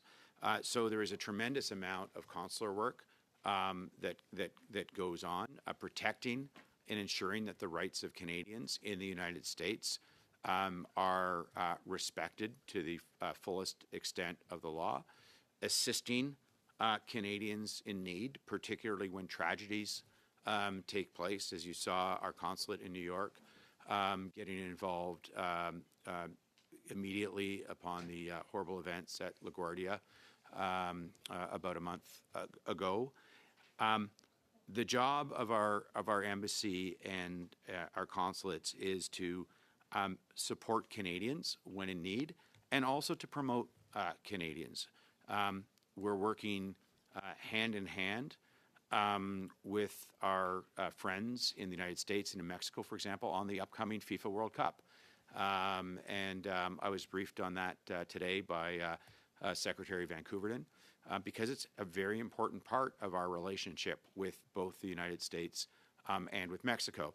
It's a great opportunity for us to share and to celebrate together, but also to make sure that we can do so in a way that Canadians, Americans, Mexicans, and those from around the world that come to experience the World Cup on our continent will be protected and be able to do so in a safe way. We have cultural and art connectivity as well. Some of that takes place in our embassy. And of course, this is a very important year in the United States as well. And we will help and celebrate with our American friends the 250th anniversary of their nation. And so I think it's a very good point. We're very focused, and we should be focused on economic matters, on trade, on unjustified tariffs, on the CUSMA review. But each and every day, those 600 people, whether they are from law enforcement, consular services, cultural attachés, our Canadian military, the RCMP, et cetera, are working hand in hand with Americans and their agencies to ensure our mutual interests. You said earlier that part of your job is to talk to Americans about how important the Canada-U.S. relationship is to them. I think we only have about a minute left, but could you comment on what some of those things are? Well, part of the job, and unfortunately, Mr. Chair, a lot of it seems to involve eating. That is true. But it is to interact socially as well with Americans. In due course, I've only been there for 2 months, and I've made the decision that I'm yet in a position to engage with American media. At some point, we may decide strategically that makes sense. But I am the representative of Canada in the United States in every part of that, and it is a critical part of my job. I recognize that. I am a public figure, and so that means that I have to be front and center as our representative, and it's not just on economic matters. And I'll give one more example, which is in July there will be a game between the Washington Nationals and the Toronto Blue Jays in Washington, D.C., and it's going to be Canada Day, and I'm going to be practicing because I think I'm going to get to throw out the first pitch. Excellent. We look forward to that next. And final questions will come from Monsieur Duceppe. You have 2.5 minutes. Oui, merci, Monsieur le Président. Une autre Yes, thank you, Mr. Chair. So another part of your work, Mr. Ambassador, and I have had the luck of meeting several ambassadors from a number of countries, given that I am the critic for my party in international affairs. So one of my as I know, part of the work of ambassadors is to know in great detail the history of the country they represent. I've met ambassadors who are able to really explain the history of their countries in great detail. And so I wish to remind you, and I'm sure you know, Mr. Ambassador, so it is in your mandate to be able to discuss and explain to others the history of Canada. So if I were to ask you, Ambassador, if someone were to ask you what the Quiet Revolution was in Quebec, for example, how would you summarize that? How would you go about that if you were asked that question? Thank you, Mr. Chair.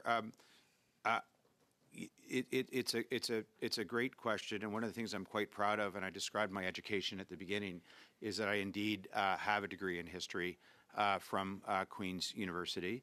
That was my first degree, and in particular spent a tremendous amount of time during my studies studying, broadly speaking, Canadian history from coast to coast. Now, I will say that was a number of years ago. Some of it is a little bit rusty. But, Mr. Chair, I agree with the question.